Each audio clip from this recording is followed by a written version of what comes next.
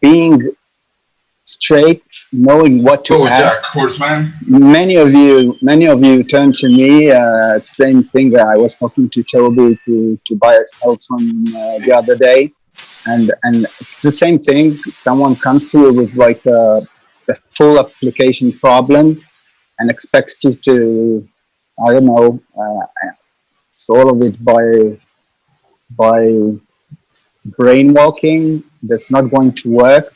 When you have a mentor, when you have a lecturer, you have an hour a week, 2 hours a week, or you can drop by whenever you want and be a nag. But be prepared. Be prepared with a question and be prepared to do the job. I mean, I love to help people. Many of you have turned to me, and I try to help as much as I can. But I expect the other side to do the job. So, complete undergraduate studies, walk the wall-to-wall carpet.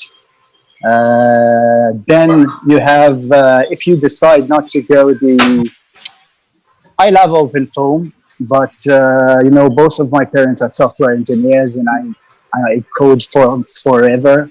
I use UDFs a lot. I code in C. Most of what I do, I mean, even the top-notch softwares like Star CCM and Fluent are very, you can't have a button for everything. So you need to know how to code, whether it's whoa, whether it's Python or C or C++. It doesn't matter. So it's very important to know how to code. So if you decide to go with open foam is like an ocean of codes. Sometimes people turn to me. I haven't dealt with open foam for a long time. I feel bad about it.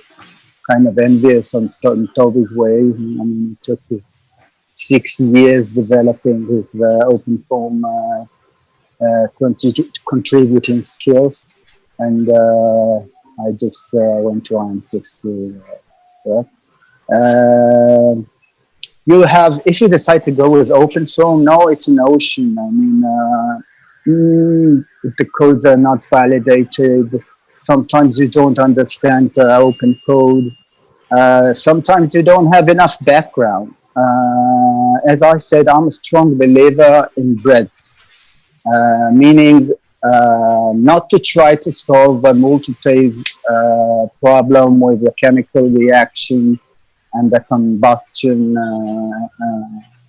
combustion before you know what the stabilization is and all the turbulence models and kinetics and gas dynamics. And so in open foam, you are really, it's up to you. I mean, I don't know most of the people tell me I use this or that. I don't know the names, so it's kind of hard for me to help.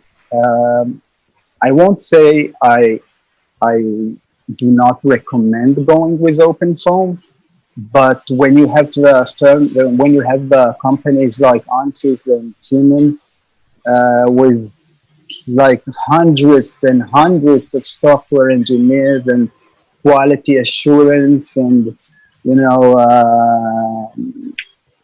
then you have your code set for you. There is a strategy. It might be good for the company, it might be bad, but there's a strategy. If you decide to go with Star CCM or Fluent or some kind of code like that, console, I don't know. Then there's the self-paced courses. For ANSYS, there's a learning hub. For Siemens, there's a self-paced course also. I think you should take those, even if it costs some money. You can't always, learn by yourself. I didn't pay for the courses because I used to work for the ANSYS John partner, but even if it costs a little money, it's worth it, but you're going to get the knowledge from the best tutors. I mean, like taking the Turbulence course from Florian Menta in ANSYS, that's great. You get the stuff that you need exactly. Okay, get all book recommendations from the library once you start a course. I mean, I wrote here a list of what I think should be. I mean, you can choose anything else. Many would disagree with me because these are not very. I'm a strong believer of. I think for guys like us, engineers, CFD should be very communicative. Usually in CFD, the mathematicians make the breakthroughs. The physicists, they research the phenomenologies, and the engineers do the work. So it should be very communicative. I wouldn't go to learn kinematics from a mathematics book. You can. I tried. It was good. It was nice. Studied a lot, but you should be able to derive if you can derive Bernoulli equations or from Navier-Stokes by some assumptions, then you have a problem with your understanding. So kinematics is very important. Kinematics. I believe Doug McLean's book, which I'm going to show you. I hope it's going to open. Yeah. This is a great book because it's really communicative. Here you see the part of kinematics. Concepts like the Biot-Savart law fallacy, conservation of energy, till you get to effects of viscosity. What is irrotational flow? What's the difference between streamlines and strict lines and timelines? And everything is done with as little as formulas and numbers and big equations, tensorial equations, which some of us are kind of hard for us to understand. I really recommend this book. I can give an e-version. Wait, people are joining.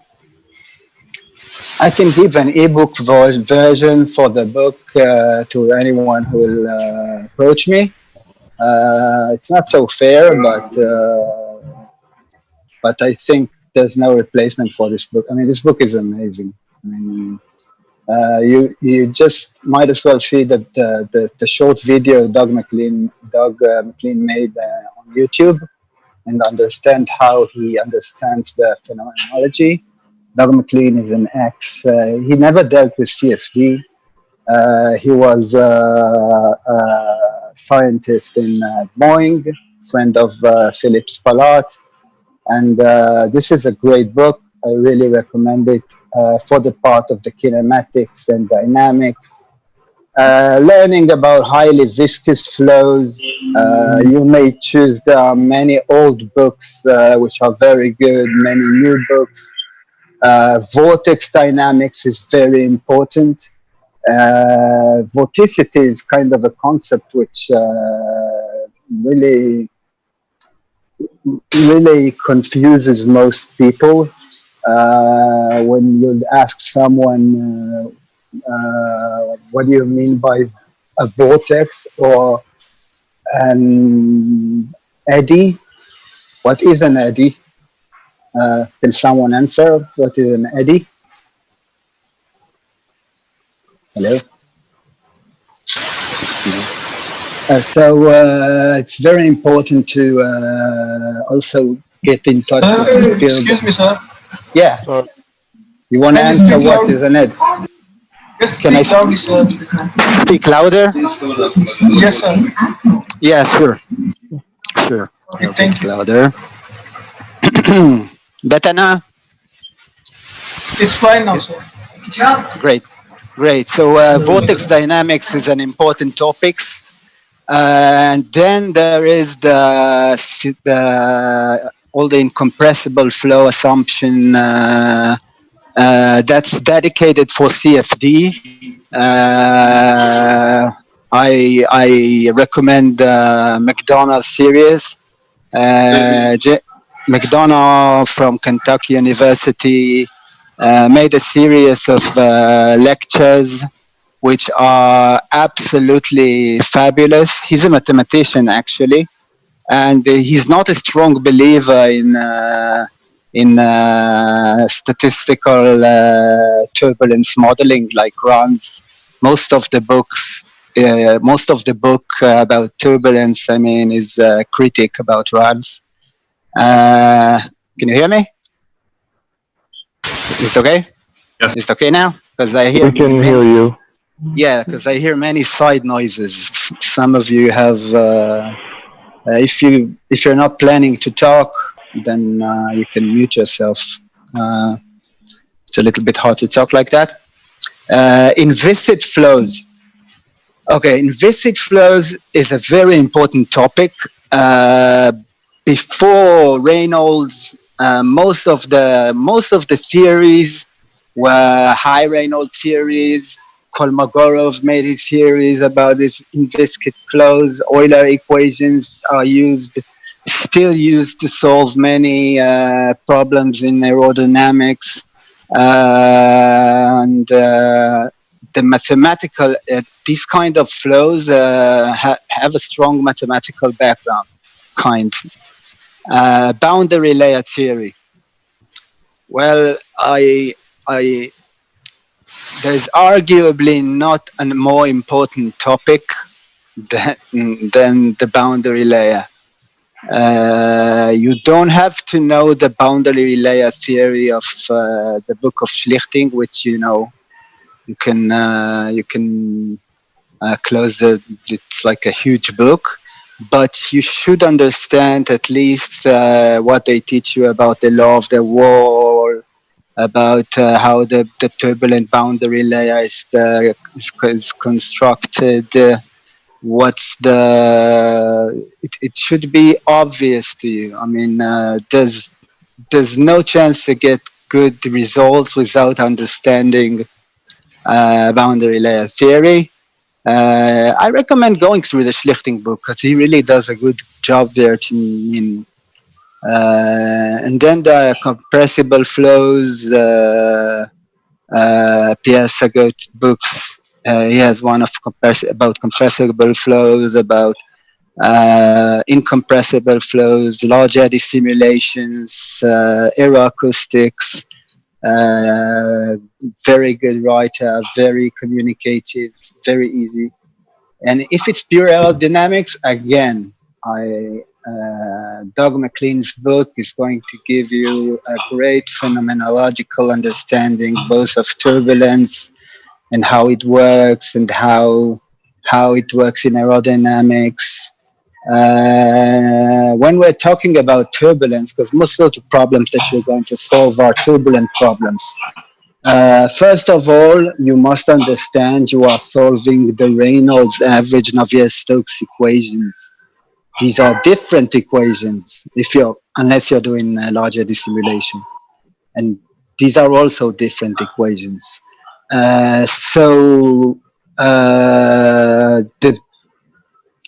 Talking about turbulence, what I would do first, I would mark publications. I mean, you won't be able to do that before you study a little bit of turbulence. You don't get a turbulence course, I think, in undergraduate studies. And in graduate studies, one semester doing turbulence is not enough. I mean, you can't really get enough of turbulence, even to the level of 2 equation runs in one semester. So publications, what I used to do is simply read each and every, I mean, I read more publications of Mente than he thinks he has. But before that, you have the David Wilcock's book, which is an awesome book. It's out of print. I'll show you it also here. It's out of print, but it's a great book. It goes through all the way from developing the Reynolds stress equations, and then the Boussinesq hypothesis, the mixing lengths, the difference between shear flows, I mean jets and mixing layers, and boundary layers, which are wall bounded. It's a very good book. It's a very easy book. Uh, Essentially, it gives a little bit more information that is not so useful today about algebraic models and one equation models, but the information is still very important. I mean, the mixing length hypothesis is very important to understand what runs is all about, what an eddy is all about, jet, mixing legs, I mean, shear flows. Shear flows are very high in turbulent content and very hard to deal with if you want to investigate them. Essentially, if talking about large eddy simulation, then the only field that is now really breaking through is combustion, because combustion has the turbulent content away from the walls. So large eddy simulation is simply possible there. Otherwise, as the words of Philip Spalart, we expect to be able to do a full airplane simulation, large eddy simulation in about 2070 for the first time, even if quantum computers are going to enter. So this is a great book.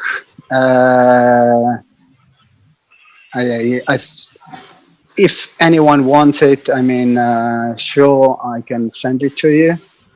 So both of these books, I think they're essential. I mean, they're the best books to understand both the phenomenology and turbulence. Then there's the J.M. McDonough series.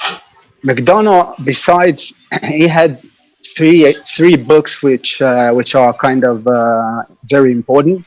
One of them is the Incompressible Flow, where he talks about algorithms like simple algorithm, and he talks about discretizations, about upwind, what is upwind, what do we use, what's the difference, what is the truncation error, what does it has to do with numerical dissipation and dispersion. That's what he does in Incompressible Flows. Then he has a book about solving partial differential equations. It's also very important because, as you know, the Navier-Stokes equations are kind of mixed, elliptic, hyperbolic, parabolic, so time marching methods, and how to solve elliptic problems and how to solve, and especially the whole issue of multi-grid. I mean, I know people who made a full career doing only CFD, not knowing what multi-grid means. That's a shame, and it should not be like that. So there are three books of McDonough. One of them is the Incompressible Flow. The other one is the one of the PDEs. Both of them are very recommended. Both of them appear in my CFD bare minimum. You can download them directly from there. I mean, they're right here. You can also see the series of Lorena Barba here. McDonough's books are here. Lectures, computational analysis of PDEs, lecture of incompressible flow, all you need to know about it. and incompressible flows, lecture about turbulence and turbulence modeling. I highly recommend you read it because it gives you a counter. It's a little bit funny because essentially the Navier-Stokes equations are deterministic equations. Turbulence is a chaotic phenomena, but when you have a turbulent, you can solve the analytically for the turbulent solution. The laminar solution still exists, only it's not unstable. So it's a little bit weird that we take a statistical approach with an equation which is essentially deterministic. And his point of view is really good. You get a lot of criticism about the K epsilon and the K omega and even large eddy simulations. And it's important to, not to be, it's like when you use so much these turbulence model, you get a little confirmation bias. You think everything is like a lot better. And the truth is that two equation models do perform a lot better than what they were expected to perform. And that's very weird. I mean, the margin of error that you get is very small than what was expected from them. So in Turbulence, do read the J. McDonough book. You can download it. It's free. Then for those of you who really want to get to the essence of turbulence, there is an amazing book. And I mean, all of this stuff is important. It's important because it happens. Turbulent flows are turbulent flows, and laminar flows are laminar flows, and between them there's transition. And all of them are important phenomena that we still don't know, still don't fully understand. We're still investigating them. So even though you just want to be a practitioner, having this added value allows you to walk on the carpet with the nice watch and a nice suit, and having an added value than just being another, someone who pushes buttons. Arkady Chinovet's book, he was a professor in my university, but his book is pretty amazing. He had a new issue this year. Also, awesome book. Of course, pop book. You can download it from the internet. There's an e-version.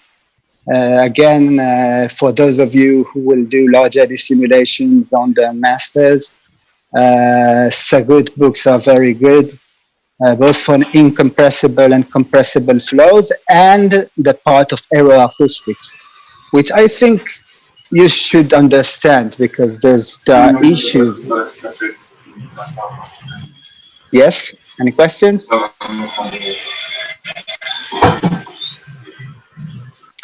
A very good book I recommend, and this is updated from today, so if you opened it today, you didn't see it, you see it now, is the Newstad book. Very good book.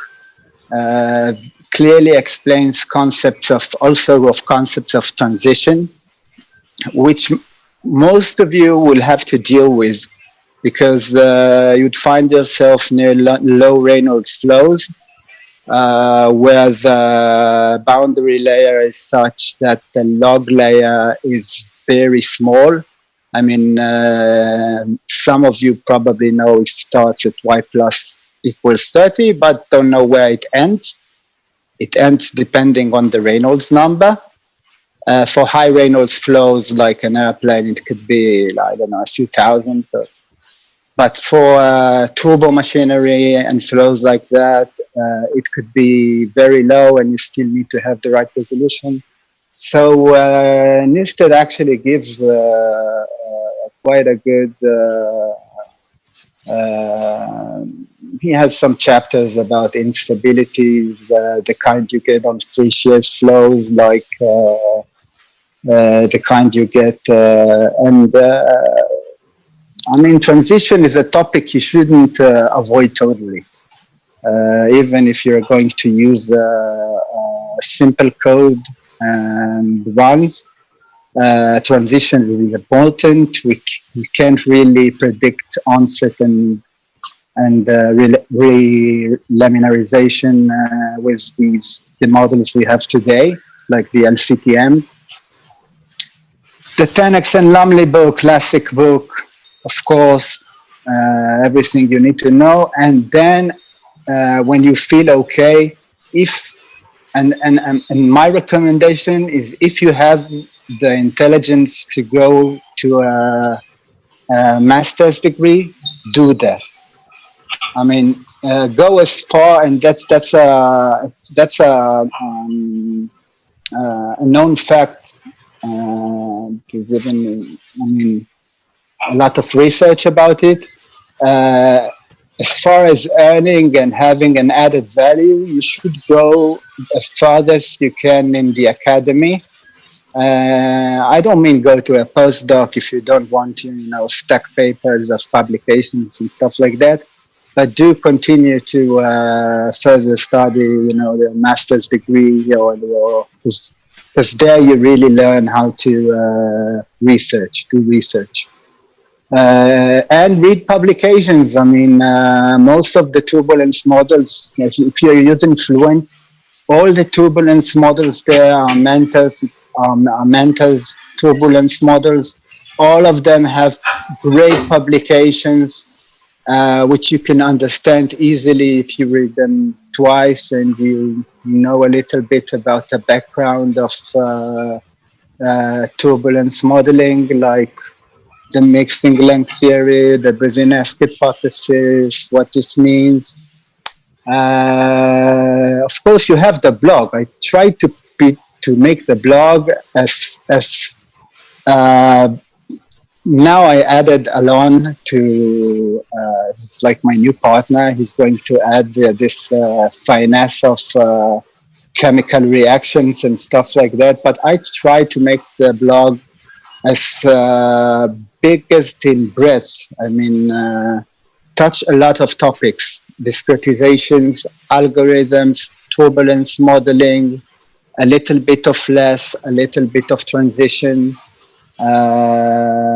and the list never ends. I mean, you should never stop learning. There is no, I finished my university, now I'm just practicing, because then you're going to find yourself really left behind. Those of you who are interested in transition, the best book that I know of is Stability and Transition of Shear Flows by Dan Hanningson, the KTH crew. They simply did remarkable research for years about stuff which finally found out to be a little bit faulty, but it's a great book. For more little advanced stuff, there's it's a little bit completing that the Lloyd-Refton spectra and pseudospectra, interpretations of theories, stability of Navier-Stokes equations, the Orr-Sommerfeld equations, the Floquet theories, secondary instabilities, all these mechanisms that we research to know where transition onset begins. And there are many modes of transition, like turbulence lifting, there's the bypass transition. So those of you who really wants to be in R&D should have some knowledge on that. The Gödel Hack books, he has many books about flow control. Doug McLean gives also a little bit of flow control of aerodynamics, what works, what doesn't work. And you, for all of these issues and the latest on research, you can always follow the Stanford Center of Turbulence research. It's filled with new publications of DNSs, of new stuff that we didn't know about. They're on the cutting edge of CFD. That's the best place to do CFD right now. And I really think that you should consider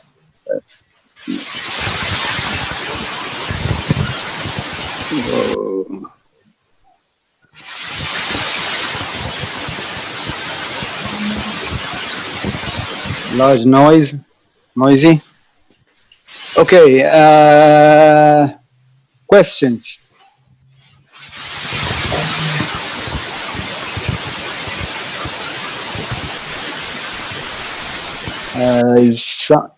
Should I mute it all?